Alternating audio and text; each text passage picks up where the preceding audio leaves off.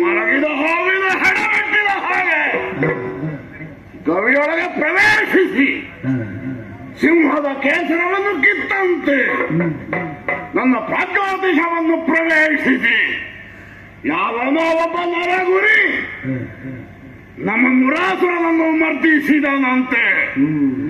ಅವನನ್ನು ವಿಚಾರಿಸಿ ಸರಿಯಾದ ಶಿಕ್ಷೆಯನ್ನು ವಿಧಿಸದೆ ಹೋದರೆ ಭೂವ್ಯೋಮ ಪಾತಾಳವನ್ನು ಆವರಿಸಬಹುದಾದ ವ್ಯಕ್ತಿತ್ವವನ್ನು ರೂಪಿಸಿಕೊಂಡ ಈ ನರಕಾಸುರನ ಬದುಕಿಗೆ ಅರ್ಥ ಇಲ್ಲ ಅಂತಾಗುತ್ತದೆ.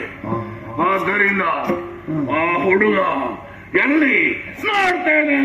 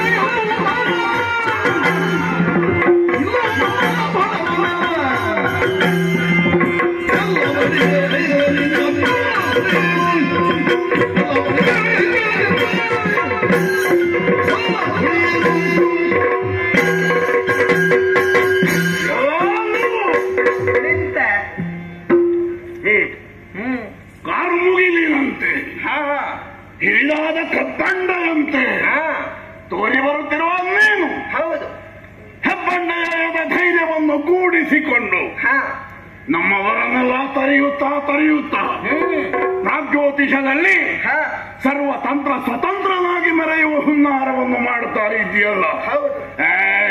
ಏನು ನನ್ನನ್ನು ಲೆಕ್ಕಿಸದೆ ಮುಂಬರಿದವರು ಪಾದದಡಿಯ ಧೂಳಾಗಿ ವಾತಾವರಣದಲ್ಲಿ ಆವಿಯಾಗಿ ಹೋಗಿದ್ದಾರೆ. ಅಂತಹ ನನ್ನ ಇದಿರು ಕೆಟ್ಟ ಹುಡುಗ ಒಂದು ನಿಂದೆಯಲ್ಲ. ಯಾರು ನೀನು? ನಾನು ನರಕಧಾನವ.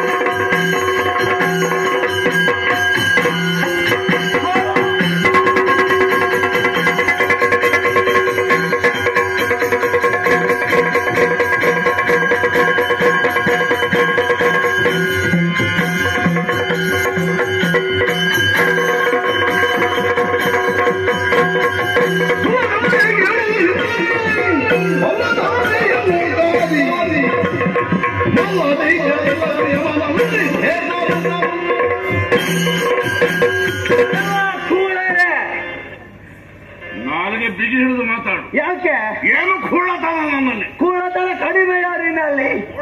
ಈ ಧರೆಯಲ್ಲಿ ಜನಿಸಿ ಮನುಷ್ಯರಾಗಿ ಬೆಳೆಯಬೇಕಿತ್ತು. ಅದನ್ನು ಬಿಟ್ಟು ಅಧರ್ಮಿಯಾಗಿ ಬೆಳೆದವರೀರು. ಸಕಲ ವಿಚಾರ ತಿಳಿದೇ ಬಂದವನು ನಾನು. ಏನೆಲ್ಲ ತಿಳಿದಿದ್ದಿ ನೋಡು, ನಿನ್ನ ಬಿಟ್ಟು ಭಂಡಾರ. ನಿನ್ನ ಬಗ್ಗೆ ತಿಳಿದದ್ದು ಅಷ್ಟಿಷ್ಟಲ್ಲ, ದೇವಲೋಕವನ್ನು ಸೇರಿದೆಯಂತೆ, ಹೌದು. ದೇವತೆಗಳನ್ನು ಸೋಲಿಸಿದೆಯಂತೆ. ಅವರು ಸೋತದ್ದು, ನಾನು ಸೋಲಿಸಿದ್ದ ನನಗೆ ಗೊತ್ತಿಲ್ಲ. ಮತ್ತೆ ಸೋಲಿಸಿದ್ದಲ್ಲ, ಅವರು ಸೋಲುವುದು ಹೇಗೆ? ಸೋಲುವವರಾದ ಕಾರಣ ಅವರು ಸೋತರು. ಸೋತವರಲ್ಲ, ನೀ ಸೋಲಿಸಿದ್ದು ಯಾಕೆ? ಕೇವಲ ದುರುದ್ದೇಶವನ್ನ ಇಟ್ಟುಕೊಂಡು. ಏನು ದುರುದ್ದೇಶ ಉಂಟದ? ದೇವಲೋಕ ಸ್ವಾಧೀನ. ಹೌದು. ಮಾತ್ರವಲ್ಲ, ಶಚಿಯನ್ನು ಮೋಹಿಸಿದೆಯಂತೆ. ನಾನು ದೇವೇಂದ್ರ ಪದವಿಯನ್ನು ಆರೋಹಿಸುವುದಕ್ಕೆ ವಯಸ್ಸಿದ್ದು ಹೌದು. ಅದರೊಟ್ಟಿಗೆ ವಜ್ರಾಯುಧಾಧಿಗಳು ಬಂದವ ಇಲ್ವೋ? ಶಚಿಯು ಬರಬೇಕಲ್ಲ. ಶಚಿಯು ಬರುವುದಕ್ಕಿಲ್ಲ. ಯಾಕೆ? ಪರನಾರಿಯವಳು. ಪರನಾರಿಯನ್ನು ಯಾರಾದ್ರೂ ಅಪಹರಿಸ್ತಾರೆ ಅಂತಾದ್ರೆ ಅದಕ್ಕೆಲ್ಲ ಸಿಗುವವರು ಅಂತವರಲ್ಲ. ಯಾಕೆ? ಶಚಿ ಎಂಬವಳು ಪತಿವ್ರತ ಇದ್ದಾಳೆ. ಎಲ್ಲ ನೀವೇ ನಿರ್ಣಯಿಸುವುದು. ಇವಳು ಪತಿವ್ರತೆ. ಯಾರು ಪತಿವ್ರತೆ ಎನ್ನುವುದಾಗಿ ನಿರ್ಣಯಿಸುವಂತ ಸಾಮರ್ಥ್ಯವುಳ್ಳವರು ನಾವು. ಅಂತಹ ದೇವಲೋಕವನ್ನು ಸೇರಿದ್ದು ಮಾತ್ರವಲ್ಲ, ಭೂಮಿಯಲ್ಲಿ ನೀನು ಅನ್ಯಾಯ ಮಾಡಲಿಲ್ವಾ? ಗೋ ಹತ್ಯೆ, ಸ್ತ್ರೀ ಹತ್ಯೆ, ಭ್ರೂಣ ಹತ್ಯೆ ಮುಂತಾದಂತಹ ಪಂಚಮಹಾಪಾತಕ ಇವುಗಳನ್ನೆಲ್ಲ ಎಸಗಿ ಈಗ ಏನು ಕೂಳತನ ಮಾಡಿದ್ದೇನೆ ಅಂತ ಕೇಳುವೆ. ನಿನ್ನ ಕೂಳತನವನ್ನರಿತು ನಿನ್ನ ವಧೆಗಾಗಿ ಬಂದವ ಅಲ್ಲ. ಅದೆಲ್ಲ ಆಮೇಲಿನ ವಿಷಯಗಳು ಇರ್ಲಿ. ನೀನು ನನ್ನ ವಧೆ ಮಾಡಬೇಕಾದ್ರೆ ಕೊರಳು ಕತ್ತರಿಸಬೇಕೋ ಬೇಡುವ? ಕತ್ತರಿಸಬೇಕು. ನನ್ನ ಕೊರಳು ಕಾಣಬೇಕಾದ್ರೆ ನನ್ನ ಅಗಲ ಮೇಲೆ ಹತ್ತಿ ನಿಲ್ಲಬೇಕು ನೀನು. ನನ್ನ ವಾಹನ ಉಂಟಲ್ಲ, ಈ ಹಾರುವ ಹಕ್ಕಿಯನ್ನೆಲ್ಲ ನಂಬಿಕೊಂಡು ಹೊರಡಬೇಡ. ಈಗ ಹಾರುವವರನ್ನೇ ಮೇಲೆ ಹೋಗುವಾಗ ಎಲ್ಲಿಯಾದ್ರೂ ಒಂದು ಸ್ವಲ್ಪ ಸಮತೋಲನ ತಪ್ಪಿದ್ರೆ ಎಲ್ಲಿಯಾದ್ರೂ ಸಮುದ್ರದಲ್ಲಿ ಮುಳುಗುತ್ತಿ ನೀನು. ನನ್ನ ವಾಹನಕ್ಕೆ ಅದಾಗುವುದಿಲ್ಲ. ಅದೆಲ್ಲರೂ ಯಾಕೆ? ಅವು ಐನತ್ಯಾಯ. ಹೌದಪ್ಪ, ನನ್ನ ವಾಹನ ಹೊಸ ಮಾದರಿಯದ್ದು, ಅದು ಯಾವಾಗಲೂ ಏನೂ ಆಗುವುದಿಲ್ಲ ಅಂತ ಎಲ್ಲರೂ ಭಾವಿಸ್ತಾರೆ. ನಾನು ನನ್ನ ರಥವನ್ನ ಇರುವಾಗ ಅದೇ ಆಲೋಚನೆ ಮಾಡು. ಏನಾಗಲಿಕ್ಕಿಲ್ಲ. ಅರ್ಥದಲ್ಲಿ ಕೈ ಕೊಟ್ಟಿದ? ಕೈ ಕೊಡುವುದಿಲ್ಲ ಅಂತ ಇಲ್ಲ. ಯಾಕೆ? ಅದು ಒಂದು ಯಂತ್ರ. ಅದರ ಗಾಲಿಯ ಕೀಲಿ ಕಳಚಿದರೆ ಅದು ಆಮೇಲೆ ನಿಷ್ಪ್ರಯೋಜಕ. ಅದು ಯಂತ್ರ, ಇದು ಜೀವಂತ ಪ್ರಾಣಿ. ಆದ ಕಾರಣ ಹೇಗೂ ನಂಬಬಾರದು. ಹೌದಾ? ಯಂತ್ರವನ್ನಾದರೂ ನಂಬಬಹುದು, ಜೀವಂತ ಇರುವುದನ್ನು ನಂಬಕೂಡದು. ಹೋಗಲಿ ಬಿಡು, ಅದು ನಿನ್ನ ಸಮಸ್ಯೆ, ನನ್ನದ್ದಲ್ಲ. ಆದರೆ ನನ್ನನ್ನು ಕೂಡಲನ್ನುವ ಹಾಗೆ ಚಿತ್ರಿಸಿದ್ದು ಯಾಕೆ? ಇನ್ನೊಬ್ಬರ ಹೆಂಡತಿಯನ್ನು ಮದುವೆ ಆದದ್ದ ಅಥವಾ ಮದುವೆ ಆಗುವುದಕ್ಕೆ ಬಯಸಿದ್ದಕ್ಕೆ. ಪರ ದಾರಾಪಹಾರ, ಪರ ವಿತ್ತಾಪಹಾರ, ಇದು ಅಪರಾಧ. ಹೌದು. ಮನಸ್ಸಿಲ್ಲದ ಹೆಣ್ಣು ಮಕ್ಕಳನ್ನು ಮದುವೆ ಆಗಬಾರ್ದು. ಮನಸ್ಸಿಲ್ಲದ ಹೆಣ್ಣು ಮಕ್ಕಳನ್ನು ಮದುವೆ ಆಗಲೇಬಾರದು. ನಿನಗೆಷ್ಟು ಮದುವೆ ಆಗಿದೆ? ನನಗೆ 8. 8ರಲ್ಲಿ ಬೇರೆಯವರಿಗೆ ನಿಶ್ಚಯ ಆದದ್ದೆಷ್ಟು? ಬೇರೆಯವರಿಗೆ ನಿಶ್ಚಯ, ಬೇರೆಯವರಿಗೆ ಮದುವೆ ಆದದ್ದೆಷ್ಟು? ಈ 8ಅಲ್ಲದ 8ರೊಳಗೆಲ್ಲ ನಂಟು ನಿನಗೆ ಇತ್ತು. ನನಗೆ ನಂಟಿರುವುದು ಯಾಕೆ? ಅವರೊಳಗೆ ನಾನಿದ್ದೇನೆ, ಆದ್ದರಿಂದ ಅವರನ್ನು ಪಡೆದೆ. ಕಾರಣ ಕೇಳಲಿಲ್ಲ ನಾನು. ಈಗ ಶಚಿ ನನ್ನವಳಾದ ಮೇಲೆ ಶಚಿಯೊಳಗೆ ನಾನು ಇರ್ತೇನೆ, ಇರ್ಲೇಬೇಕು. ನನ್ನೊಳಗೆ ಶಚಿಯು ಇರ್ತಾಳೆ. ಈಗ ನಿನ್ನ ಪರಿಣಾಮದಲ್ಲಿ ಏನು ಅಂತಲ್ಲ, ನೀನು ಮಾಡಿದ್ದ ಹೌದು. ನೀನೊಂದು ಮದುವೆ ಆಗುವುದಕ್ಕಾಗಿ ಹೆಣ್ಣಿನ ಅಣ್ಣ ತಮ್ಮಂದಿರೊಡನೆ ಕಲಹ ಮಾಡಿದೆ. ಅಪ್ಪ ಅಮ್ಮನಿಗೆ ಬಡ್ದಿದ್ದು, ಯಾರಿಗೂ ಗೊತ್ತಾಗದ ಹಾಗೆ 10-18 ವರ್ಷದವರೆಗೆ ಮಗಳನ್ನು ಪೋಷಿಸಿದ ಅಪ್ಪ ಅಮ್ಮನಿಗೆ ಗೊತ್ತಾಗದ ಹಾಗೆ ವಶೀಕರಿಸಿಕೊಂಡು ಬಂದಿದ್ದು. ಈಗ ಅವರಿಗೆ ಗೊತ್ತಾದ ನಂತರ ಅವರು ಒಪ್ಪಿದ್ದಾರೆ ಇಲ್ವೋ? ಅವರಿಗೆ ಗೊತ್ತಾದ ಮೇಲೆ ಒಪ್ಪಿದ್ರೇನು ಒಪ್ಪದಿದ್ರೇನು? ನೀನು ಕರ್ಕೊಂಡು ಮದುವೆ ಆಗಿ ನಿನ್ನ ಹೆಂಡತಿ ಅಂತ ಆಯ್ತಾ ಇಲ್ವಾ? ಆಮೇಲೆ ನೀನು ಮದುವೆ ಆದ ಹುಡುಗಿಯನ್ನು ಅವರು ಕರ್ಕೊಂಡು ಹೋಗಿ ಎಂತದ್ದು ಮಾಡ್ಲಿಕ್ಕೆ? ಈಗ ಹೆಣ್ಣಿನ ಮನ ಎನ್ನುವುದಿದೆ. ಆ ಹೆಣ್ಣಿನ ಮನವನ್ನು ಸರಿಯಾಗಿ ಅರಿತು ವ್ಯವಹರಿಸಿದರೆ ಸಕಲರಿಗೂ ಒಲಿತಾಗ್ತದೆ. ಈಗ ಅವಳು ಬಯಸಿದ್ದು ಯಾರಾದ್ರೂ ತಪ್ಪು ಮಾಡಿದವನಂತವನೇ ಹೌದಾಗಿದ್ರೆ ಸರಿಯಾದ ಬುದ್ಧಿ ಮಾತುಗಳಿಂದ ಅದನ್ನು ಸರಿದಾರಿಗೆ ತರಬಹುದು. ಮದುವೆ ಆಗುತ್ತೆ ಅನ್ನುವಾಗ ಕೇಳುವಾಗ ಯಾವ ಹೆಣ್ಣು ಮೊದಲ ಬಾರಿಗೆ ಒಪ್ಪಿದ ಇತಿಹಾಸ ನನಗೆ ಗೊತ್ತಿಲ್ಲ. ಮತ್ತೆ ನಿನ್ನ ರುಕ್ಮಿಣಿ ಅಂತವರು ಅವರೇ ಬಂದು ನಿನ್ನನ್ನು ಮದುವೆ ಆಗಬೇಕು ಅನ್ನುವಾಗ ಹಂಬಲಿಸಿದ್ದಾರೋ ಏನೋ, ಅದಕ್ಕೆ ನಾನು ಹೊಣೆ ಅಲ್ಲ. ನಾನಾದರೂ ಅಷ್ಟೇ ಶಚಿಯನ್ನು ಕೇಳಿಕೊಂಡಾಗ ಅವಳು ಒಪ್ಪುತ್ತಾಳೆ ಅನ್ನೋ ಭರವಸೆ ನನಗೇನು ಇಲ್ಲ. ಆದರೆ ಬಲಾತ್ಕಾರದಿಂದಲಾದರೂ ಅವಳನ್ನು ವಶಪಡಿಸಿಕೊಂಡ ಮೇಲೆ ಅವಳ ಆಕ್ಷೇಪ ಇರ್ಲಿಕ್ಕಿಲ್ಲ ಅನ್ನುವುದು ನನಗೆ ಗೊತ್ತಿದೆ. ಅದು ಸಹಜವಾದದ್ದೇ. ಆದ್ದರಿಂದ ಅಲ್ವ ವಿವಾಹ ಪದ್ಧತಿಗಳು ಈ ಜಗತ್ತಿನಲ್ಲಿ ಇರುವುದು. ಹೌದು, ಆಸುರಿ ಪದ್ಧತಿಯ ವಿವಾಹ, ಕಳ್ಕೊಂಡೋಗಿ ಮದುವೆ ಆಗುವುದು ನಿಜ. ಅದು ನಿಮ್ಮ ಕ್ಷತ್ರಿಯರಿಗೆ ಮಾತ್ರ ಅಲ್ಲ, ಈಗ ನನಗೂ ಅದು ಸಮ್ಮತವೇ. ಆದ್ದರಿಂದ ಇದನ್ನೆಲ್ಲ ಕೂಳನನ್ನುವ ಹಾಗೆ ಚಿತ್ರಿಸುವುದಕ್ಕೆ ಮುಂದೆ ಬಂದರೆ ಏನು ನೀವು ಯಾರು ಅನ್ನುವುದನ್ನು ಕೇಳಬೇಕಾದೀತು. ನಾನು ಏನು ಪಾರುಪತ್ಯ ನಿನಗೆ? ನಾನು ಸಾಮಾನ್ಯದವರಲ್ಲ, ಈ ಜಗತ್ತನ್ನು ಪಾಲಿಸುವ ಕೋಪ.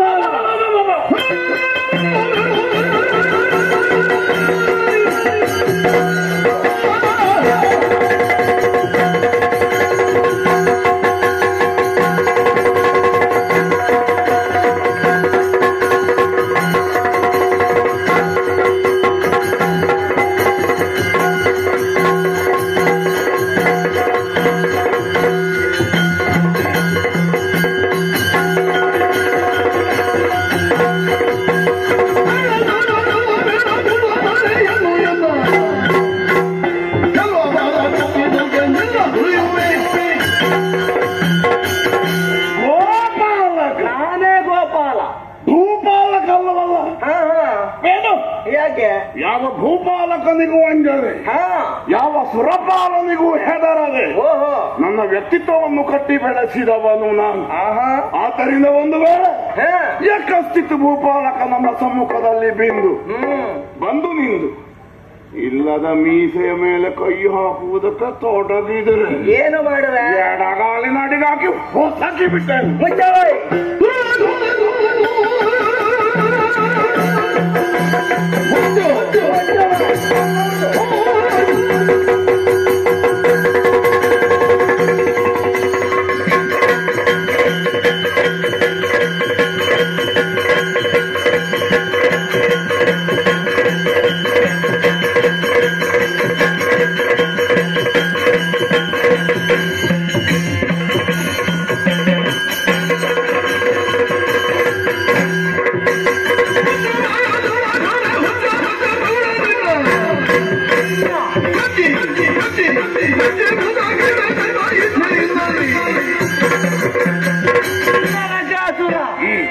ಏನು ಹೇಳಿದ? ನನ್ನನ್ನು ಕೊಲ್ಲುವೆಯಾ? ನನ್ನ ಮನೆಯಲ್ಲಿ ದೇವರ ಪೆಟ್ಟಿಗೆಯಲ್ಲಿ ಇಟ್ಟು ಪೂಜೆ ಮಾಡ್ತಾರೆ. ಪೂಜೆ ಮಾಡಿದ್ರಾದ್ರೂ ಅದು ಇಲ್ಲಿ ಬಂದು ನನ್ನ ಮಾವನನ್ನು ನಿಗ್ರಹಿಸಿ ನನ್ನ ಜನ್ಮ ವಿರೋಧಿ ನಿನ್ನನ್ನು ಕೊಲ್ಲದೆ ಬಿಟ್ಟ. ನಿನಗೆ ವೈರಿ ಆದದ್ದು ಯಾಕೆ? ಕೇವಲ ಸಜ್ಜಿಯನ್ನು ಮೋಹಿಸಿದಕ್ಕೋ, ದೇವಲೋಕಕ್ಕೆ ಹೋದದ್ದಕ್ಕೋ ಮಾತ್ರವಲ್ಲ. ಅದಿತಿ ದೇವಿ ಕರ್ಣಕುಂಡವನ್ನು ಅಪಹರಿಸಿದೆಯಾ? ಅದಿತಿ ದೇವಿ ನಿನ್ನ ಅಜ್ಜಿಯ? ಮತ್ತೆ ಅಮ್ಮ ಅಷ್ಟು ಪ್ರಾಯದಲ್ಲಿ ಇಟ್ಟು ಸಣ್ಣ ಮಕ್ಕಳು ಏನಿರಬಾರ್ದು? ಹೆಣ್ಣು ಮಕ್ಕಳನ್ನು ಮಾತೆಯ ಸ್ಥಾನದಲ್ಲಿ ಕಾಣುವುದು ಪ್ರತಿಯೊಬ್ಬರ ಕರ್ತವ್ಯ.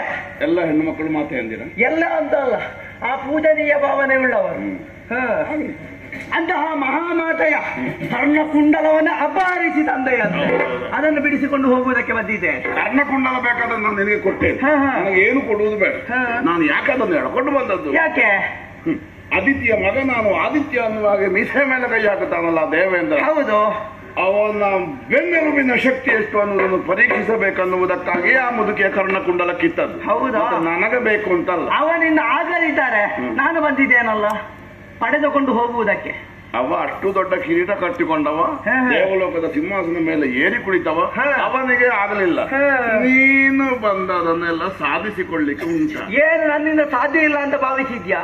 ನಾನು ಅತಿಥಿ ಕರ್ಣಕುಂಡಲ ಬಿಡು, ಈಗ ಒಟ್ಟಿಗೆ ನಿನ್ನ ದೊಡ್ಡಮ್ಮನನ್ನು ಕರ್ಕೊಂಡು ಬಂದಿ. ಯಾರು ದೊಡ್ಡವ? ಯಾರ? ಅದು ನನ್ನ ಹೆಂಡತಿ. ಸತ್ಯ ನೋಡು, ಸತ್ಯ. ನಾನು ಹೇಳುದು, ಮದುವೆಗಿಂತ ಮೊದಲು ಹೆಣ್ಣಿನ ಮುಖ ನೋಡಿ ಮದುವೆ ಆಗದಿದ್ರೆ ಹೀಗೆ ಆಗುದು. ಅಲ್ಲ, ಇವಳ ಮುಖ ಮೊದಲೇ ನೋಡಿದ್ದೇನೆ, ನೋಡಿ ಮನಸ್ಸು ಇತ್ತು, ಮತ್ತೆ ಮಾಡಿಕೊಟ್ಟ. ಹಾಗಾದ್ರೆ ಸರಿ. ನೀನು ಇದರ ಮುಖ ನೋಡಿ ಮತ್ತೆ ಮದುವೆ ಆದ? ಹೌದೌದೌದು, ಮುಖ ನೋಡಿ ಮದುವೆ ಆದದ್ದು. ಹೇಳಿ ಪ್ರಯೋಜನ ಇಲ್ಲ. ನಿನಗೆ ಹಾಗೆ ಆದಿತ್ತು ಯಾಕೆ? ನೀನು ಎಷ್ಟು ಮಂದಿಯನ್ನು ಅಪಹರಿಸಿ ತಂದಿರುವೆ? 16,000. ಯಾಕಾಗಿ? ಮದುವೆ ಆಗಿದ್ಯಾ? ಇಲ್ಲ. ಯಾಕೆ ಮದುವೆ ಆಗ್ಲಿಲ್ಲ? ನನಗೆ ಮುಹೂರ್ತ ಬರಲಿಲ್ಲ. ನಿನಗೆ ಮುಹೂರ್ತ ಬಂದಿದೆ ಈಗ. ನನಗೆ ಸಾಯ್ಲಿಕ್ಕೆ ಮುಹೂರ್ತ ಬರಲಿಲ್ಲ ಅಂತ ಹೇಳಿದ್ದಲ್ಲ, ಮತ್ತೆ ಮದುವೆ ಆಗಲಿಕ್ಕೆ ಮುಹೂರ್ತ ಸರಿಯಾದ ಮುಹೂರ್ತದಲ್ಲಿ ಮದುವೆ ಆಗದಿದ್ರೆ ಈಗ ಹೀಗಾಗುದು. ಇದು ಯಾರು ಅಂತ ಹೇಳಿದ್ರೆ ನೀನು? ಮಾವನ ಮಗಳು. ಮಾವನ ಮಗಳು. ಹಾಗಾದ್ರೆ ನಿನ್ನ ಹಕ್ಕಿನ ಹೆಣ್ಣು. ನನ್ನ ಹಕ್ಕಿನ ಹೆಣ್ಣೆ ಅಲ್ಲ, ಹಾಗಾದ್ರೆ ಅಪರಾಧ ಇಲ್ಲ. ಹೆಣ್ಣು ಹೇಗೆ ಅಂತ ನೋಡ್ಲಿಕ್ಕಿಲ್ಲ. ಮಾವನ ಮಗಳು ಅಂತ ಆದ್ರೆ ಹಕ್ಕಿನ ಹೆಣ್ಣಲ್ವ? ಹಕ್ಕಿನ ಹೆಣ್ಣು ಅಂತ ಮದುವೆ ಆಗಬಹುದು. ಮದುವೆ ಆಗ್ಬಹುದಾ? ಮದುವೆ ಆಗ್ಬಹುದಾ? ಮದುವೆ ಆಗಿದ್ದೇನೆ. ಆಗದಲ್ಲಿ ಆಕ್ಷೇಪ ಇಲ್ಲ. ಈಗ ನಿನಗೊಂದು ಮದುವೆ ಮಾಡಿಸುವುದಕ್ಕೆ ಬಂದದ್ದು. ಈಗ 16,000 ಮಂದಿಯನ್ನು ಕಳೆ ತಂದಿದ್ದೀಯಲ್ಲ? ಹೌದು. ಈಗ ಮದುವೆ ಮಾಡಿಸುವ ಕೆಲಸದಲ್ಲಿ ಲಾಭ ಉಂಟು ಅಂತ ಯಾರು ಹೇಳ್ತೀವಿ? ಮದುವೆ ಮಾಡಿಸುವ ಕೆಲಸದಲ್ಲಿ ಕೆಲವೊಮ್ಮೆ ಲಾಭ ಆಗ್ತದೆ. ಲಾಭ ಆಗದಿದ್ರೆ ನಾವು ಮಾಡಿಕೊಳ್ಳಬೇಕು. ಹಾಗೆ ಏರ್ಪಾಡಿ. ಯಾಕೆ? ನಿನ್ನನ್ನು ಕೊಂದು ಮೃತ್ಯು ದೇವತೆಯಲ್ಲಿ ಕಳುಹಿಸಿ ಏನು? ಅವಳಿಗೆ ಮದುವೆ ಆಗಲಿಲ್ಲ. ಮದುವೆ ಆಗ್ಲಿಲ್ಲ, ನಿನ್ನಂತವ್ರು ಸಿಗ್ಲಿಲ್ಲ. ಅಲ್ಲ, ನಾನು ಸ್ವರ್ಗಕ್ಕೆ ನರಕಕ್ಕೆಲ್ಲ ಹೋಗಿದ್ದೆ. ಅಲ್ಲ, ಹಾಗೆ ಹೋದ್ರೆ ಸಾಕಾಗುವುದಿಲ್ಲ. ನನ್ನ ಚಕ್ರದ ಹತ್ತಿಗೆ ತುತ್ತಾಗಿ ಹೋಗಬೇಕು. ಇದೊಂದು ಚಕ್ರವು ಹಿಡ್ಕೊಂಡು ಬಂದಿದ್ದೆ. ಹೌದೌದೌದು, ಇದು ಬೇಕು. ಅಮ್ಮ, ನೀನು ಸ್ವಲ್ಪ ಗೌರವ ಕೊಟ್ಟದ್ದು ಅಮ್ಮ. ಸ್ವಲ್ಪ ಕರೆ ನನಗೆ ನಿನ್ನ ಗಂಡನಿಗೆ ಅದು ಬಾರಿಸಲಿಕ್ಕೆ. ಬಾರಿಸುವುದಾ? ಯಾರು ಬಾರಿಸ್ತಾರೆ ನೋಡಿ.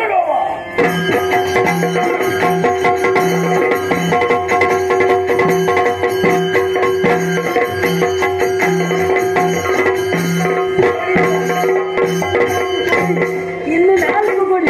ಹಾಗೆ ಬಾರಿ ಮಾತಾಡ್ತಾನೆ, ನನ್ನನ್ನು ದೊಡ್ಡಮ್ಮ ಅಂತ ಹೇಳ್ತಾನೆ. ಯಾರವ ಹೇಳುವವ? ಇನ್ನು ಬಾರಿಸಿ. ಕೊಡಿ ಸ್ವಾಮಿ, ಬಿಡಬೇಡಿ, ಬೆನ್ನಿಗೆ ಬಾರಿಸಿ. ಅಯ್ಯೋ ಸ್ವಾಮಿ, ರಮಣ ಏನಾಶ್ಚರ್ಯ, ರಮಣ ಏನಾಶ್ಚರ್ಯ, ಈ ಪರಿಕುಮತಿ ಧನವನೊಡನೆ ನೆನಪುರ ಕ್ಷಮರಗಲೇ ಕಿತ್ತು ಕೇಳೆ ಭವತನಾಭ ರಮಣ.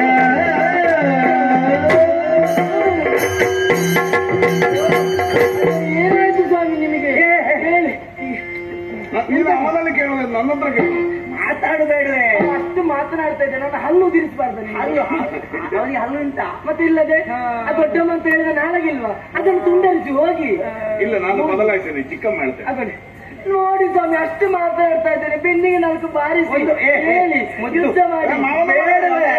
ಹೇಳಲಿಕ್ಕಿಲ್ಲ ಆಗದಾಗದು ಆಗದು ಎನ್ನ ಕೈಯಲ್ಲಿ ಸಾಗದ ಖಡ ಒದೆಯುವಾಗಲೇ ಆಗದು ಈಗ ಹೋಗುವ ಪ್ರಾಣ ಉಳಿಯುವುದು ದ್ವಾರಕೆಗೆ ಈಗ ಹೋಗುವ ಪ್ರಾಣ ಉಳಿಯುವುದು ಆಗದಾಗದು ಆಗದಾಗದು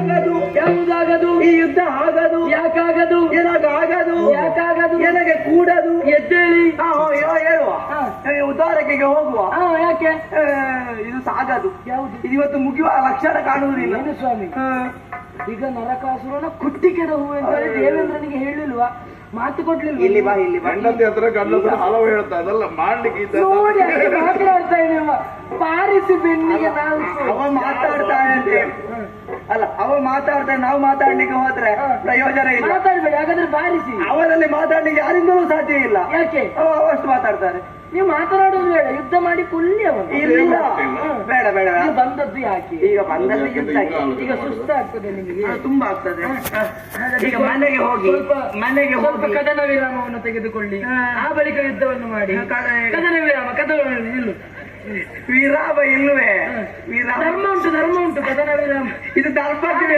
ಈಗ ಧರ್ಮಕ್ಕೆ ವಿರಾಮ ಆಡಿ ಬೇಡ ಎಲ್ಲಿ ಆಡುದು ಬೆನ್ನೆಲುಬಿನಲ್ಲೇ ಶಕ್ತಿ ಇಲ್ಲ ಎಂತದಲ್ಲೇ ಎದ್ದೇಳಿ ನಾವೊಂದು ಕೆಲಸ ಆಗ್ಲಿಕ್ಕಿಲ್ಲ ಅವರು ಮತ್ತೆ ನೆಗೆಯಾಡಿಯಾರು ಯುದ್ಧ ಬೇಕಾ ಈಗ ಇನ್ನೊಮ್ಮೆ ಈಗ ಮನೆಗೆ ಹೋಗುವ ನನಗೆ ನೀನು ಮನೆಗೆ ಹೋಗಿ ನನಗೆ ಒಂದು ಎಣ್ಣೆ ಉಜ್ಜಿ ಸ್ನಾನ ಮಾಡಿಸು ಅಷ್ಟು ಸಾಕು ಓಹೋ ಯುದ್ಧವನ್ನು ಮಾಡುವುದಿಲ್ಲ ಯುದ್ಧ ಬೇಡ ಬೇಡ ಬೇಡ ಮಾಡ್ತೀರಾ ಇಲ್ವಾ ಯುದ್ಧ ಇಲ್ಲ ಮಾಡುವುದಿಲ್ವಾ ಇಲ್ಲ ನೀವು ಯುದ್ಧ ಮಾಡದಿದ್ರೆ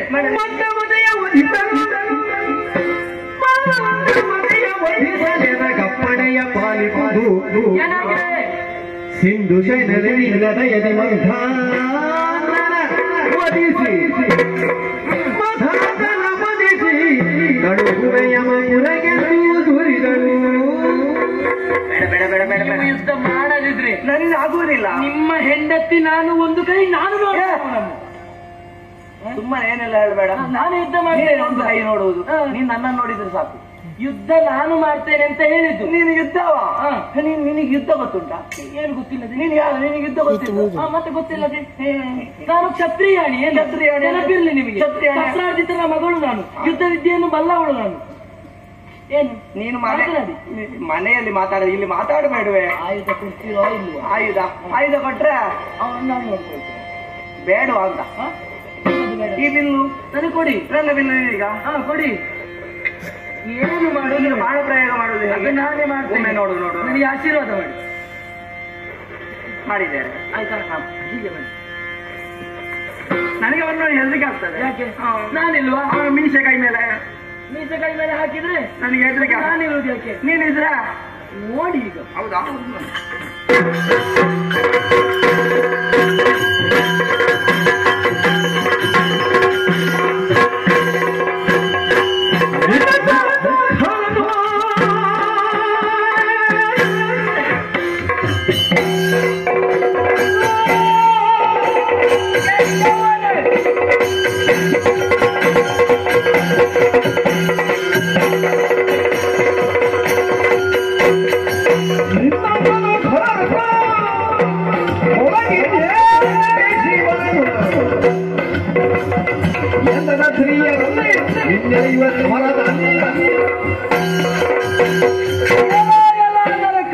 ಏನು ಬೇಡ ಬೇಡ, ಯಾವ್ದು ಬೇಡ? ಅಲ್ಲ, ನೀವು ಸೊರೆ ಏರಿಸಿದ್ರೆ ಅವ ಏರಿಸಿ ಅವ ಏರಿಸ್ಲಿ, ಎಷ್ಟು ಏರಿಸ್ತಾನೆ ಅಂತ ನಾನು ನೋಡ್ತೇನೆ.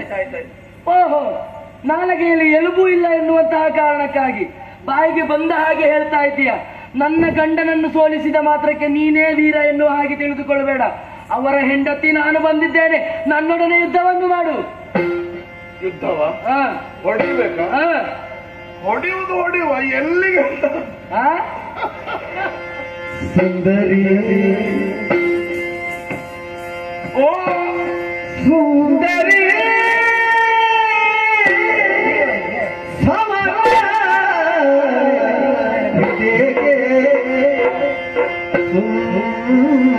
ಸುಂದರಿ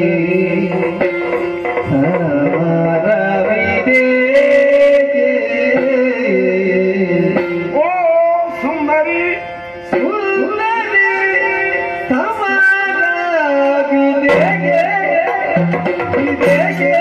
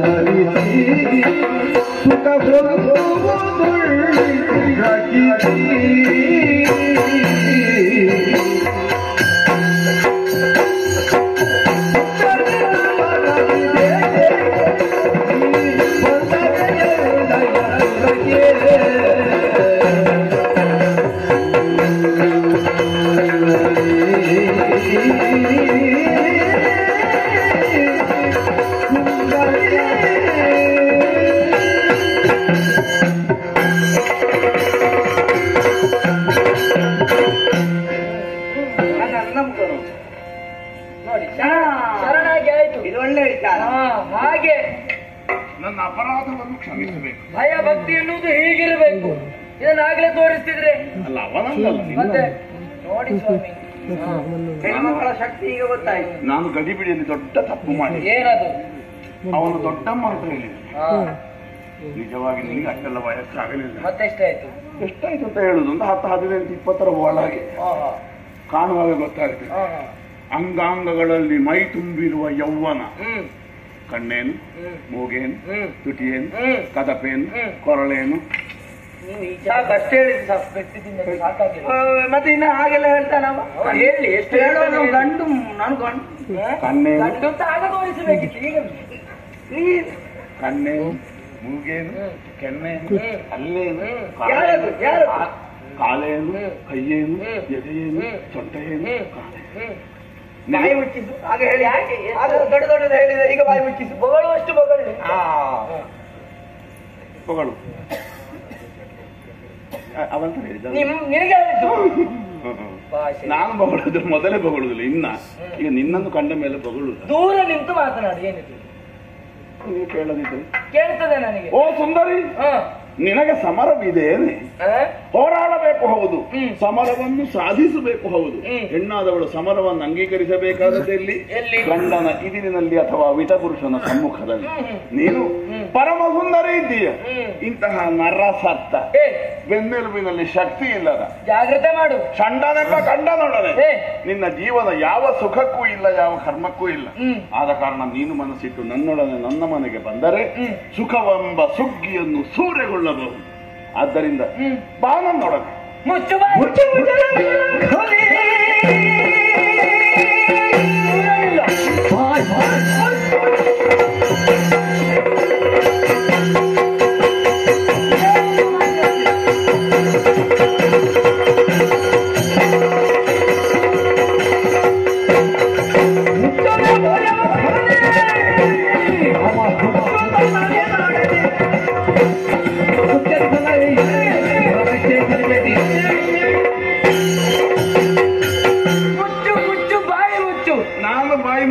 ನೀನೇ ನನ್ನ ಬಾಯಿ ಮುಚ್ಚು.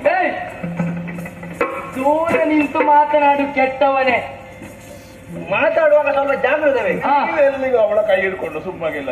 ನೀನು ಹಾಗೆ ಹೇಳುವಾಗ ನಾನು ಮುನಿದರೆ ಮಾರಿಯಾದರು ನಿನ್ನ ಪಾಲಿಗೆ. ನೋಡಿದ್ರು ನೀನು ನಾನಿಂತ ಗೊತ್ತಾಗ್ತದೆ, ಹೇಳುದು ಬೇಡ. ಮುನಿದು ನಿಂತ್ರೆ ನಿನ್ನ ಪಾಲಿಗೆ ಹೆಮ್ಮಾರಿಯಾದೇನು? ನಾನು ಮಾರಿ, ಮುನಿದರೆ ಮಾರಿ. ಹೆಣ್ಣು ಮುನಿದರೆ ಮಾರಬಹುದು, ತೆಕ್ಕೊಳ್ಳುವವರು ಬೇಕಲ್ಲ. ಓಹೋ, ಸಿದ್ಧನಿದ್ದೀಯಲ್ಲ ನೀನು ಯಾವುದಕ್ಕೂ. ಆಗ ಹೇಳಿದ್ದೇನು, ಗಂಡ ಸೋತಾಗ ಅಥವಾ ಹೆಂಡತಿಯಾದವಳು ಯುದ್ಧವನ್ನು ಮಾಡುವುದು ಯಾವಾಗ? ವಿಟಪುರುಷನ ಮುಂದೆ. ನಿನ್ನಂತಹ ವಿಟಪುರುಷರಿಗೆ ಬಾಣ ಒಂದೇ ದಾರಿ ನಿನಗೆ. ಯಮನಾಳೆ ಹತ್ತಿರ ತೋರಿಸಿ.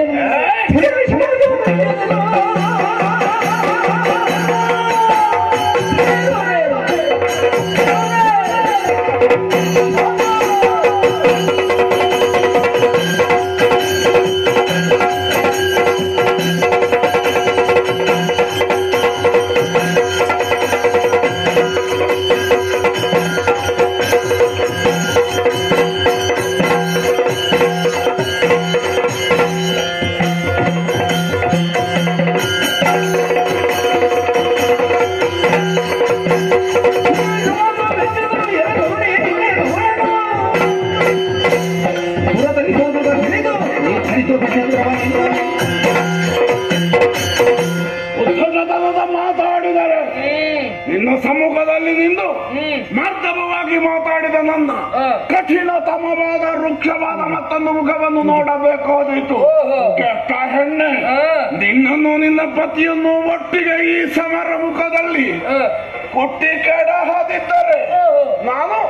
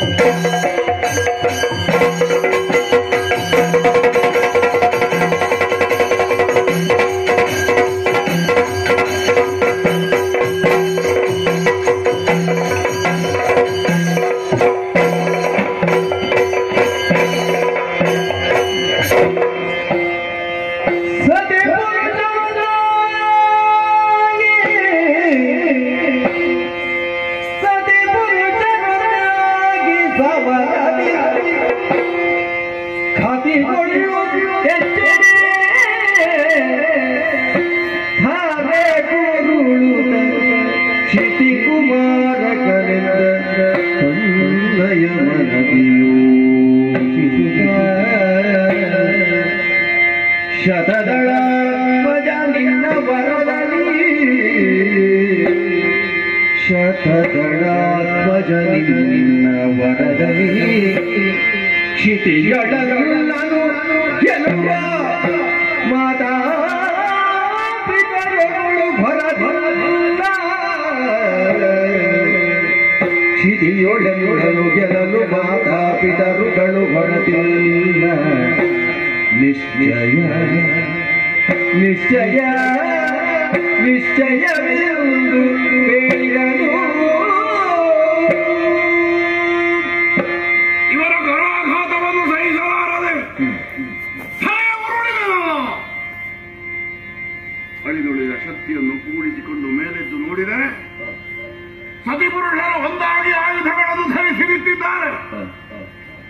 ಇವರ ಮರ್ಮಾಘಾತವೇ ನನ್ನ ಕಸುವನ್ನು ನಾನು ಕಳೆದುಕೊಳ್ಳುವಂತೆ ನನ್ನನ್ನು ಘಾತಿಸಿ ಸೋತೆ. ನಾನು ಸಹಾಯಪಡುವಂತೆ ಬಡಿದರಲ್ಲ ಇವರು. ಈ ಜಗತ್ತಿನಲ್ಲಿ ಇದುವರೆಗೆ ನಾನು ಸಾಧಿಸಿದ ಸಾಧನೆಗಳಲ್ಲಿ ಒಂದರ ಘಳಿಗೆಯು ಸೋಲಿನ ಮುಖವನ್ನು ಕಂಡವನಲ್ಲ, ಹಿನ್ನಡೆಯನ್ನು ಅನುಭವಿಸಿದವನಲ್ಲ. ಆದರೆ ಇಂದೀಗ ನನಗೆ ಸವಣಿಸಿದ ಸಾವಿಗೆ ಸಮಾನವಾದ ಸೋಲು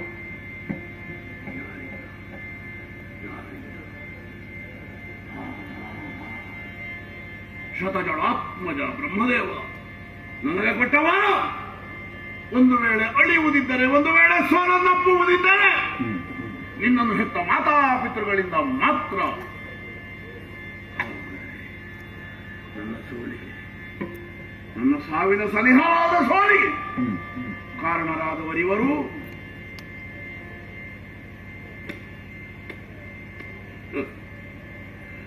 ನನ್ನ ತಂದೆ ತಾಯಿಗಳೇ ಇರಬಹುದೇ?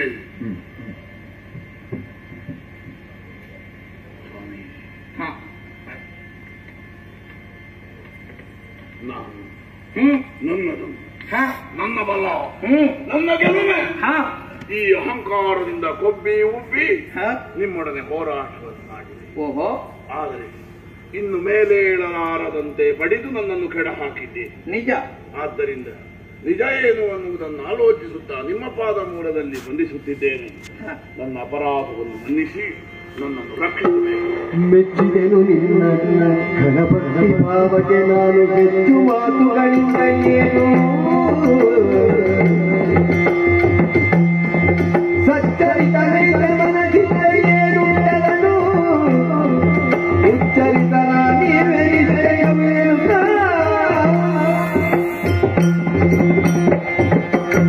ಮಗನೇ,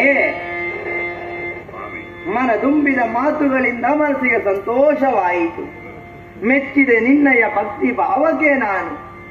ಇದು ಮಾತಾ ಪಿತೃಗಳಾದ ನಾವೇ ನಿನ್ನ ಕಣ್ಣ ಮುಂದೆ ಬಂದಿದ್ದೇವೆ. ಮಗು, ನಿನಗೆ ಏನು ಬೇಕು ಎನ್ನುವುದಾಗಿ ಕೇಳಿಕೋ, ನಾವು ಈಡೇರಿಸ್ತೇವೆ, ನಾವು ಕೊಡ್ತೇವೆ. ಸ್ವಾಮಿ, ಕರುಣಾನಂದಕರವಾಗಿ, ಕರುಣಾಮೃತದಂತೆ, ಕರ್ಣರಸಾಯನದಂತೆ ಮಗನೇ, ಮಗು ಹೀಗೆ ಸಂಬೋಧಿಸಿದೆಯಲ್ಲ. ಹೌದು. ಈ ಕರೆಯನ್ನು ಕೇಳುವುದಕ್ಕಾಗಿ ಕಾತರಿಸಿ ಬ್ರಹ್ಮದೇವ ನಿನಗೇನು ಬೇಕು ಅನ್ನುವಾಗ ಕೇಳಿದ ಕಾಲಕ್ಕೆ ಮರಣ ಬರುವುದಿದ್ರೆ ನನ್ನ ತಂದೆ ತಾಯಿಗಳಿಂದ ಬರಲಿ ಅನ್ನುವ ಹಾಗೆ ಬೇಡಿಕೊಂಡೆ. ಓಹೋ, ಇದು ನನ್ನ ಬದುಕಿನ ಕೊನೆಯ ಘಳಿಗೆ. ನಾನು ಸಾವಿನ ಹೊಸಿಲಿನಲ್ಲಿ ನಿಂತಿದ್ದೇನೆ. ನಿಜ. ಆದರೂ ನನಗೆ ಖೇದವಿಲ್ಲ. ಯಾಕೆ? ಯಾಕೆ? ನನ್ನನ್ನು ಹೊಡೆದವರು, ನನ್ನನ್ನು ಪಡೆದವರು ನನ್ನ ಸಮ್ಮುಖದಲ್ಲಿದ್ದಾರೆ. ನನಗೆ ಅಭಯ ವರದ ಮುದ್ರೆಯನ್ನು ತೋರಿಸುತ್ತಾ ನಿಂತಿದ್ದಾರೆ. ಹೌದು. ಇದಲ್ಲವೇ ಸಾರ್ಥಕ ಕ್ಷಣ. ಸಾವಿನ ಅಂಚಿನಲ್ಲಿರುವ ಮಗನನ್ನು ಕಂಡು ನಿನಗೇನು ಬೇಕು ಅನ್ನೋ ಹಾಗೆ ಕೇಳ್ತೀರಲ್ಲ. ನಿಜ. ಏನು ಕೇಳಲಿ ದೇವರೇ, ಏನು ಕೇಳಲಿ? ನಾನು ಹೇಳು. ಏನು ಕೇಳಬೇಕೆನ್ನುವುದಾಗಿ ಯೋಚಿಸಿದೆಯೋ ಅದನ್ನು ಕೇಳು. ಏನು ಕೇಳಬೇಕನ್ನುವ ಹಾಗೆ ಯೋಚಿಸುವುದಲ್ಲ, ಏನು ಕೇಳಬೇಕು ಅನ್ನುವ ಹಾಗೆ ಆಶಿಸುತ್ತಿತ್ತು ನನ್ನ ಮನಸ್ಸು. ಹೌದೇ? ಅದನ್ನು ಬಿತ್ತರಿಸಲೇ? ಹೇಳು. ಒಂದು ವೇಳೆ ನನ್ನನ್ನು ಹಳೆದ ತಂದೆ ತಾಯಿಗಳಾಗಲಿ, ನನ್ನನ್ನು ಕಾಯುವ ದೇವರುಗಳಾಗಲಿ ನಿನಗೇನು ಬೇಕು ಅನ್ನುವ ಹಾಗೆ ಕೇಳಿದರೆ ನಾನು ಕೇಳಬೇಕೆಂದು ಭಾವಿಸಿದ್ದು ನನ್ನ ಶೈಶವವನ್ನು, ಬಾಲ್ಯವನ್ನು. ಓಹೋ, ಬಾಲ್ಯವನ್ನು ಸಮರ್ಥವಾಗಿ ರೂಪಿಸಿಕೊಳ್ಳುವುದಕ್ಕೆ ನನಗಾಗಲಿಲ್ಲ. ಪರಿಣಾಮವಾಗಿ ಮೈ ತುಂಬ ಮುಳ್ಳುಗಳನ್ನು ಹೊತ್ತ ಜಾಲಿಯ ಮರದಂತೆ ಬೆಳೆದೆ. ಬಾಯಾರಿ ಬಂದವರಿಗೆ ಕೊಡುವುದಕ್ಕೆ ನೆರಳಿಲ್ಲ, ಹಸಿದು ಬಂದವರಿಗೆ ಈಗುವುದಕ್ಕೆ ಒಂದು ಹಣ್ಣಿಲ್ಲ. ಓಹೋ, ಹಕ್ಕಿ ಪಿಕ್ಕಿಗಳು ಗೂಡು ಕಟ್ಟದ ಮರ. ಈ ನರಕಾಸುರನ ಬದುಕು ಹಾಗಾಗಿ ಹೋಯಿತು. ಆದ್ದರಿಂದ ನಾನು ಶೈಶವವನ್ನು ಕೇಳುವುದು. ನಾನು ಕಳೆದುಕೊಂಡ ಸ್ವರ್ಗ ಸುಖ. ಏನು? ತಂದೆ ತಾಯಿಗಳ ಕೈ ಹಿಡಿದು ಅಂಗಳದಲ್ಲಿ ತಪ್ಪು ಹೆಜ್ಜೆಯನ್ನು ನಡೆಯಬೇಕು. ಅವರ ಮಡಿಲಲ್ಲಿ ಮಳಗಿ ಒಂದು ತುತ್ತು ಹಾಲನ್ನವನ್ನು ಉಣಬೇಕು. ತಪ್ಪು ತಪ್ಪಾಗಿ ಮಾತಾಡುವ ಕಾಲಕ್ಕೆ ತಂದೆ ತಾಯಿಗಳಿಂದ ತಿದ್ದಿಸಲ್ಪಟ್ಟು ಸರಿಯ ಕರವನ್ನು ಕಲಿಯಬೇಕು. ಅವರೇ ಹಾಕಿಕೊಟ್ಟ ದಾರಿಯಲ್ಲಿ ಬೆಳೆದು ಜಗತ್ತಿಗೆ ಉಪಕಾರಿಯಾಗಿ ಮರಣಾನಂತರ ಛೇ ಅವನ ಅಳಿವಾಯಿತಲ್ಲ ಹೀಗೆ ಖೇದಿಸುವ ಮನಸ್ಸನ್ನು ಬಿಟ್ಟು ಹೋಗಬೇಕು. ಓಹೋ, ಇದು ನನ್ನ ಆಶೆ, ಇದು ನನ್ನ ಆಕಾಂಕ್ಷೆ. ಹೌದೇ? ನಾನು ಕಳೆದುಕೊಂಡ ಬಾಲ್ಯವನ್ನು ನೀನು ಕೊಡಬಲ್ಲೆಯ? ಮಗು, ರಂಗಸ್ಥಳ ಎನ್ನುವಂತಹ ಒಂದು ಜಾಗದಲ್ಲಿ ಅನೇಕ ಪಾತ್ರಧಾರಿಗಳಿರ್ತಾರೆ. ಅವರೆಲ್ಲ ಪ್ರಕಾಶಕ್ಕೆ ಬರಬೇಕು ಅಂತಾದ್ರೆ ಕಪ್ಪು ಪರದೆ ಎನ್ನುವುದು ಅತ್ಯಗತ್ಯವಾಗಿರ್ತದೆ. ಲೋಕದಲ್ಲಿ ಸಜ್ಜನರು ಬೆಳಕನ್ನು ಕಾಣಬೇಕು ಅಂತ ಅದು ದುರ್ಜನರು ಬೇಕಾಗ್ತದೆ. ಆದರೆ ದುರ್ಜನರು ಎಲ್ಲಿ ಸಂಭವಿಸ್ತಾರೆ, ಎಲ್ಲಿ ಹುಟ್ಟುತ್ತಾರೆ? ಅದಕ್ಕೆ ದೇವರೇ ಕಾರಣೀಕರ್ತನಾಗಿರಬೇಕು. ದೇವರಿಂದಲೇ ಅಂತವರ ಜನನವಾಗಬೇಕು. ಹಾಗಾಗಿ ನಿನ್ನೊಬ್ಬರ ಜನನವಾಯಿತು ಮಗು. ಸ್ವಾಮಿ, ನಿನ್ನ ರಂಗದಲ್ಲಿ ತುಂಬುವ ನಟನಾಗಿ ನಾನು ಹುಟ್ಟಬೇಕು, ಬದುಕಬೇಕನ್ನುವ ಹಾಗೆ ನೀನು ಭಾವಿಸಬಹುದು. ಆದರೆ ರಂಗದಲ್ಲಿ ಅನುಭವಿಸುವಂತಹ ಪ್ರತಿಯೋರ್ವ ನಟನಿಗೂ ಒಂದು ಮನಸ್ಸಿರುತ್ತದೆ, ಹೌದು, ಒಂದು ಹೃದಯ ಇರುತ್ತದೆ, ಒಂದು ಆಲೋಚನಾ ಶಕ್ತಿ ಇರ್ತದೆ. ಓಹೋ, ಸೂತ್ರಧಾರನಾದ ನೀನು, ಪ್ರೇಕ್ಷಕರಾದ ಇವರು ಅದನ್ನು ಯಾಕೆ ಅರ್ಥ ಮಾಡಿಕೊಳ್ಳುವುದಿಲ್ಲ? ನಾನು 16,000 ಹೆಣ್ಣು ಮಕ್ಕಳನ್ನು ಕರೆತಂದು ಸೆರೆಮನೆಯಲ್ಲಿಟ್ಟು ಕಣ್ಣು ನೀರಿನ ಕೂಡನ್ನು ಉಣ್ಣುವುದಕ್ಕೆ ಕಾರಣನಾದೆ. ಹೌದು, ಹೆತ್ತಪ್ಪೆಯೇ ಇದ್ರು ಬರುವಾಗ ಸುಂದರಿ ಯಾಕೆ ಸಮರ ನನ್ನ ಮನೆಗೆ ಬಾ, ನನ್ನ ಹೆಂಡತಿಯಾಗು. ಕೇಳಬಾರದ ಆಡಬಾರದ ಮಾತುಗಳನ್ನಾಡುವಂತಹ ಸ್ಥಿತಿ ನರಕ ಯಾಕಮ್ಮ ಹೀಗೆ ಮಾತಾಡುವುದಕ್ಕೆ ನನಗೆ ಪ್ರೇರೇಪಣೆ ಬಂತು ಆಲೋಚಿಸಿದ್ದೀಯಾ? ಹೆತ್ತ ಮಕ್ಕಳನ್ನು ತಿಪ್ಪೆಯ ಪಾಲು ಮಾಡಿದರೆ ಬೆಳೆಯಬೇಕನ್ನುವ ಹಂಬಲವಿಲ್ಲದೆ ಸಂತಾನವನ್ನು ಪಡೆದ ಸಂತಾನ ಹೇಗಾಗುತ್ತದೆ? ಹೀಗಾಗುತ್ತದೆ. ಕಂಡ ಹೆಣ್ಣು ಮಕ್ಕಳ ತುರುವಿಗೆ ಕೈ ಹಾಕುವ ದುಷ್ಟನಾಗುತ್ತಾನೆ. ನಿನ್ನಲ್ಲಿ ಇಂತಲ್ಲಮ್ಮ, ಜಗತ್ತಿನ ಹೆಣ್ಣು ಮಕ್ಕಳಲ್ಲಿ ನಿನ್ನ ಮೂಲಕ ಒಂದು ಪ್ರಾರ್ಥನೆ, ಬೇಡವಾದ ಗರ್ಭವನ್ನು ಧರಿಸಿಕೊಳ್ಳು. ಇಷ್ಟವಿಲ್ಲದ ಮಕ್ಕಳಿಗೆ ತಾಯಿಯಾಗ ಕೂಡ ಒಂದು ವೇಳೆ ಸರಿಯಾಗಿ ಬೆಸಳೆಯಾದರೆ ಪ್ರತಿ ಶಿಶುವು ಬೆಳೆದಾಗ ಭೌಮಾಸುರನಾಗುತ್ತಾನೆ, ನರಕಾಸುರನಾಗುತ್ತಾನೆ. ಹಾಗೆ ಆಯ್ತಲ್ಲ. ಇನ್ನು ಈ ನರಕಾಸುರನ್ನೇನು ಮಾಡುವುದು? ಜೀವಂತ ದಫನ ಮಾಡುವುದೇ? ಅಲ್ಲ. ನರಕಾಸುರ ಹುಟ್ಟಿದ, ನರಕಾಸುರ ಬೆಳೆದ, ನರಕದಾನವ ಬಲಿಯ. ನೀನಾಡ್ತಿ ಲೋಕದಲ್ಲಿ ದುಷ್ಟರೂ ಬೇಕು, ಶಿಷ್ಟರೂ ಬೇಕು. ಹೌದು, ದುಷ್ಟರು ಯಾಕೆ ಬೇಕು? ಶಿಷ್ಟರಿಗೆ ಹೀಗೆ ಬದುಕಬಾರದನ್ನುವ ತೋರಿಕೆಗಾಗಿ ಬೇಕು. ಹೌದು, ನರಕಾಸುರನಂತೆ ಬದುಕಬಾರದು. ಇನ್ನು ಮುಂದಿನ ಪೀಳಿಗೆ ಅದನ್ನು ಅರ್ಥ ಮಾಡಿಕೊಳ್ಳಬೇಕಾದ್ರೆ ನರಕಾಸುರ ಸದಾ ಕಾಲವು ಸ್ಮರಣೀಯವಾಗಿರಬೇಕೋ ಬೇಕು. ಆದ್ದರಿಂದ ವರ ಕೊಡುವುದಕ್ಕೆ ಸಿದ್ಧನಾದಂತಹ ಓ ಕೃಷ್ಣಸ್ವಾಮಿ, ಕೊಡುತ್ತೇನಾದರೆ ಅಶ್ವೀಜ ಬಹುಳ ತ್ರಯೋದಶಿಯ ಶಿಶಿಯೊಳಗೆ ಅಶ್ವೀಜ ಬಹುಳ ತ್ರಯೋದಶಿಯ ಶಿಶಿಯೊಳಗೆ ಈ ಸುಮುಖದಲ್ಲಿ ನಿನ್ನ ಈ ಕ್ಷೀಣ ಕಾರಣದೊಳಗೆಲ್ಲ ಬೆಸರಿಟ್ಟು ಶಾಶ್ವತ ಧರೆಯಾದವರು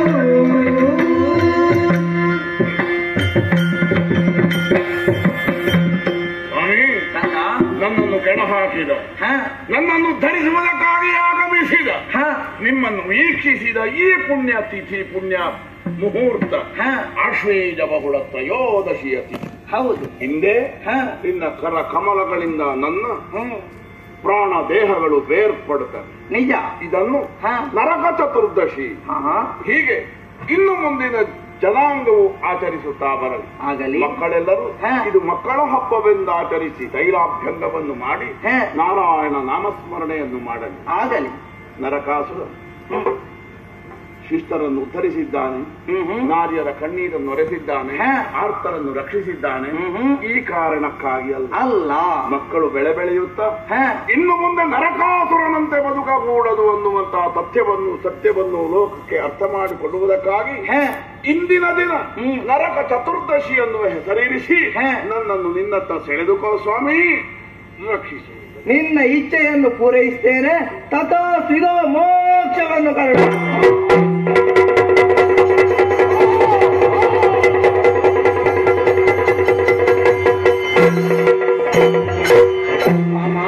ಸ್ವಾಮಿ. ನರಕಾಸುರ ಸಾಯುವ ವೇಳೆಯಲ್ಲೂ ಮಗುವಾಗಿ ಆಡಿದ ನುಡಿಗಳನ್ನು ಕೇಳಿದೆಯಲ್ಲ.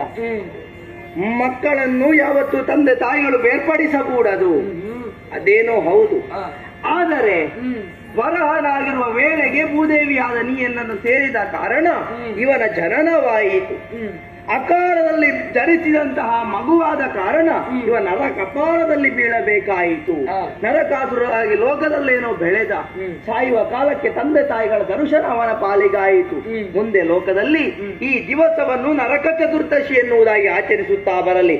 ಮಾತ್ರವಲ್ಲ, ನನ್ನ ನಾಮ ಸಂಕೀರ್ತನೆಯನ್ನು ಯಾರು ಮಾಡ್ತಾರೋ ಅಂತವರ ಅಭೀಷ್ಟವನ್ನು ನಾನು ಈಡೇರಿಸ್ತೇನೆ. ನರಕಾಸುರನಿಗೆ ಮೋಕ್ಷ ಕೊಟ್ಟದ್ದಾಗಿದೆ, ನಾವು ದೇವಲೋಕಕ್ಕೆ ಹೋಗಬೇಕು, ಅಲ್ಲಿಂದ ಭೂಲೋಕಕ್ಕೆ ಹೋಗಬೇಕು. ನಿನಗೆ ತೋರಿಸು ಹೂ ಪಾರಿಜಾತ ಅದೆಲ್ಲವನ್ನು ಆಗಬೇಕು, ಬೇಗ ಹೊರಡು.